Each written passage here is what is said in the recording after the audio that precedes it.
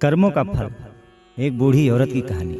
70 साल की एक बूढ़ी औरत जिसका पति अभी अभी उसे छोड़कर किसी और दुनिया में चला गया है, जिसका अपने पति के अलावा इस दुनिया में कहने के लिए कोई और नहीं था, बाल बच्चे भी नहीं। पिछले कई दिनों से उसे घर खाली करने के लिए नोटिस पर नोटिस आए जा रही थी। उसने अपने जानने वालों और रिश्तेदारों से कई बार मदद के लिए गुहार लगाई, लेकिन सिर्फ नाम के लिए ही उसकी शिकायत पर ध्यान नहीं देते। उसकी सहायता के लिए कोई भी आगे नहीं आया। कई लोग तो उसे देखकर ही अपना रास्ता मोड़ लिया करते। बेचारी करे भी तो क्या करे। आखिरकार वह दिन भी जल्दी आ पहुंचा जब उसके फ्लैट के मालिक ने उसको फ्लैट खाली कराने के लिए उसके पास कुछ सिक्योरिटी वाले भेज दिए।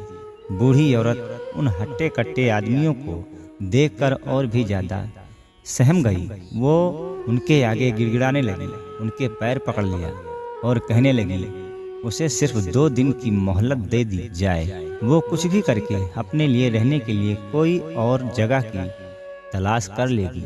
मगर भाड़े के वो आदमी उसकी एक बात सुनने को तैयार नहीं थे। जब सिक्योरिटी वाले उस बूढ़ी औरत को धक्का मार के निकालने ही वाले होते हैं, तभी पीछे से एक आवाज़ आती है, खबरदार, जो इस अम्मा को किसी ने हाथ भी लगाया तो इन्हीं के घर से कोई नहीं निकाल सकता। सिक्योरिटी वाले हैरानी से उस आदमी को देखते हैं और पूछते हैं कि तुम्हारा मतलब क्या है। तब वह आदमी उस फ्लैट के पेपर दिखाता है जिन पर उस बूढ़ी औरत का नाम होता है।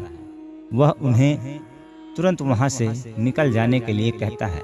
पेपर देखकर वह सिक्योरिटी वाले वहां से निकल जाते हैं। यह सारी घटना बूढ़ी औरत बड़े अचंभे में देखती रहती है। सबके जाने के बाद बूढ़ी औरत उस आदमी से पूछती है कि बेटा, मैंने तुमको नहीं पहचाना, लेकिन मैं इतना जरूर कहूँगी कि तुम आज मेरी जिंदगी में भगवान की तरह आए हो। तब उस आदमी ने अपनी पहचान देते हुए उस बूढ़ी औरत से कहा, याद कीजिए माँ जी, 20 साल पहले आप और आपके पति एक मंदिर आए थे। वहाँ पर एक छोटा बच्चा आपसे स्कूल में भर्ती होने के लिए भीख मांग रहा था। आपके पति ने तो यह कहकर आपको मना कर दिया था कि इसको पैसे मत देना, यह नशा कर लेगा, और आगे चले गए थे। लेकिन आप वहीं पर रुक गई थी और आपने अपने पास रखे सारे पैसे उस बच्चे को दे दिए थे।